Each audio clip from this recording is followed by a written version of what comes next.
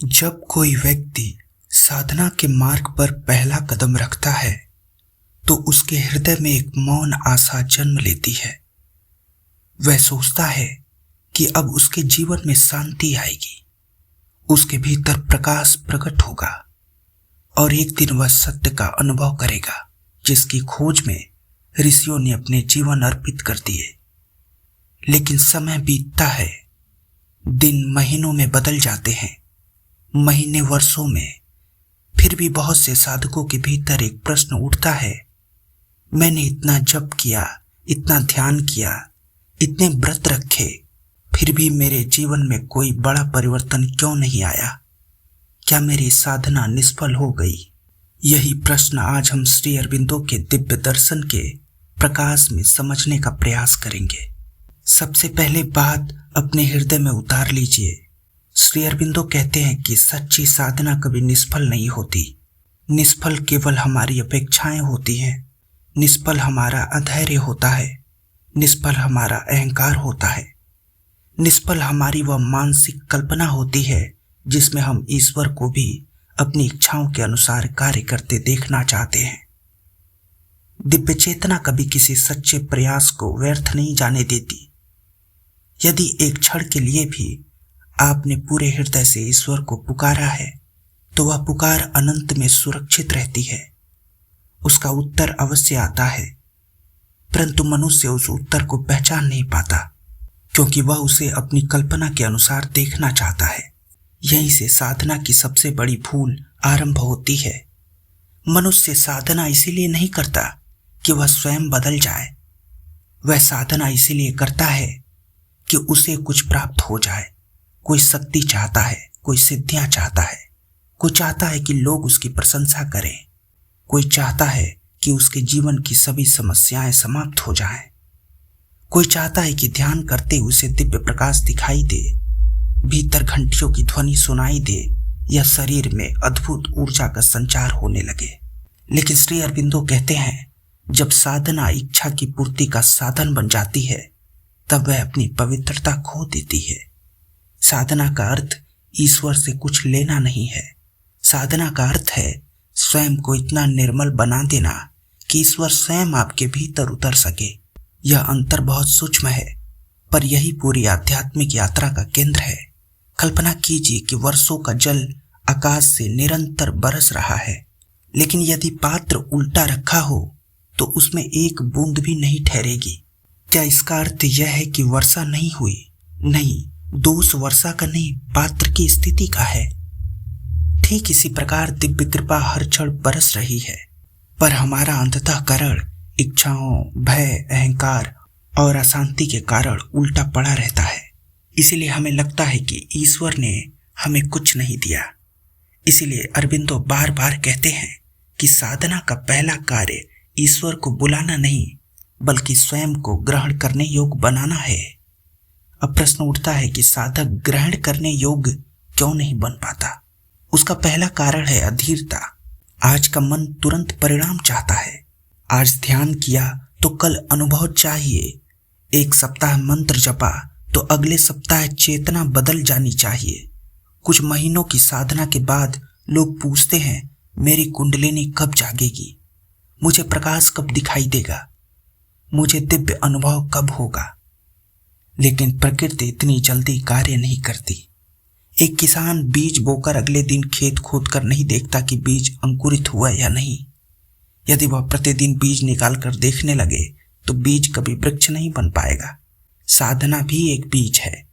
उसे मौन चाहिए, उसे धैर्य चाहिए, उसे विश्वास चाहिए। श्री अरविंदो कहते हैं कि दिव्य शक्ति अपनी गति से कार्य करती है। मनुष्य समय निर्धारित नहीं करता, दिव्य चेतना करती है। जिस दिन साधक समय के साथ संघर्ष करना छोड़ देता है और धैर्य को स्वीकार कर लेता है, उसी दिन उसकी साधना गहराई में उतरने लगती है। अधैर्य साधना की अग्नि को बाहर नहीं बुझाता बल्कि भीतर ही भीतर उसकी जड़ों को सुखा देता है। इसके बाद आता है साधना का सबसे सूक्ष्म शत्रु, अहंकार। संसार का अहंकार पहचानना आसान है। जो व्यक्ति धन, पद या शक्ति का अभिमान करता है उसे हम तुरंत पहचान लेते हैं, लेकिन आध्यात्मिक अहंकार बहुत छिपा हुआ होता है। साधक सोचने लगता है, मैं दूसरों से अधिक जानता हूं, मेरी साधना तो बहुत ऊंची है, मुझे विशेष अनुभव हुए हैं, मैं सामान्य लोगों जैसा नहीं हूं। यहीं से उसका पतन आरंभ हो जाता है, क्योंकि जहां मैं खड़ा रहता है वहां वह प्रवेश नहीं करता। श्री अरबिंदो कहते हैं कि दिव्य शक्ति उसी पात्र में उतरती है जो भीतर से रिक्त हो। जिस पात्र में स्वयं का अहंकार भरा हो वहां दिव्यता के लिए कोई स्थान नहीं बचता। विनम्रता केवल व्यवहार नहीं है, विनम्रता चेतना की वह अवस्था है जिसमें मनुष्य स्वीकार करता है कि जो कुछ भी होगा वह दिव्य शक्ति के द्वारा होगा, मेरे द्वारा नहीं। यही स्वीकार साधना को जीवित रखता है, यही स्वीकार साधना को निष्फल होने से बचाता है। यहीं से सच्ची यात्रा प्रारंभ होती है। इसके बाद साधना के निष्फल होने का एक और अत्यंत गहरा कारण है बाहरी साधना और भीतरी जीवन का अलग अलग हो जाना। बहुत से लोग प्रतिदिन घंटों ध्यान करते हैं, नियमित मंत्र जप करते हैं, पूजा करते हैं, धार्मिक ग्रंथों का अध्ययन करते हैं, लेकिन जैसे ही वे ध्यान से उठते हैं उनका व्यवहार वैसा ही रहता है जैसा पहले था। छोटी सी बात पर क्रोध आ जाता है, किसी की सफलता देखकर ईर्ष्या होने लगती है, अपमान मिलते ही भीतर अशांति भर जाती है, इच्छा पूरी न हो तो निराशा घेर लेती है। ऐसी स्थिति में साधना केवल एक दैनिक क्रिया बन जाती है, वह जीवन को स्पर्श नहीं करती। श्री अरबिंदो कहते हैं कि यदि साधना केवल ध्यान के समय उपस्थित हो और जीवन के शेष समय अनुपस्थित रहे तो वह अभी पूर्ण साधना नहीं है। सच्ची साधना ध्यान समाप्त होने के बाद प्रारंभ होती है। जब कोई व्यक्ति आपका अपमान करे और आपके भीतर प्रतिशोध ना उठे तब समझिए कि साधना भीतर कार्य कर रही है। जब कठिन परिस्थितियों में भी आपकी शांति बनी रहे तब समझिए दिव्य चेतना आपके जीवन को छू रही है। जब सफलता आपके अहंकार को न बढ़ाए और असफलता आपके विश्वास को न तोड़े तब समझिए साधना धीरे धीरे फलित हो रही है। साधना का प्रमाण आंखें बंद करके बैठना नहीं है, साधना का प्रमाण आंखें खोलकर जीवन जीना है। श्री अरबिंदो कहते हैं कि मनुष्य का संपूर्ण जीवन योग बन जाना चाहिए। केवल ध्यान का 1 घंटा नहीं बल्कि दिन का प्रत्येक क्षण दिव्य स्मरण से भर जाना चाहिए। अब एक और अत्यंत सूक्ष्म कारण समझिए, मन की छिपी हुई इच्छाएं। अनेक बार साधक स्वयं भी नहीं जानता कि वह वास्तव में क्या चाहता है। उसके ओठ ईश्वर का नाम लेते हैं लेकिन उसका मन संसार की उपलब्धियों का हिसाब लगाता रहता है। वह कहता है कि मुझे केवल भगवान चाहिए, लेकिन भीतर कहीं सम्मान की इच्छा भी छिपी रहती है। लोगों की प्रशंसा पाने की आकांक्षाएं भी रहती हैं। यह चाह भी रहती है कि लोग उसे महान साधक समझे। मन की ये छिपी हुई इच्छाएं साधना की शक्ति को धीरे धीरे क्षीण कर देती हैं।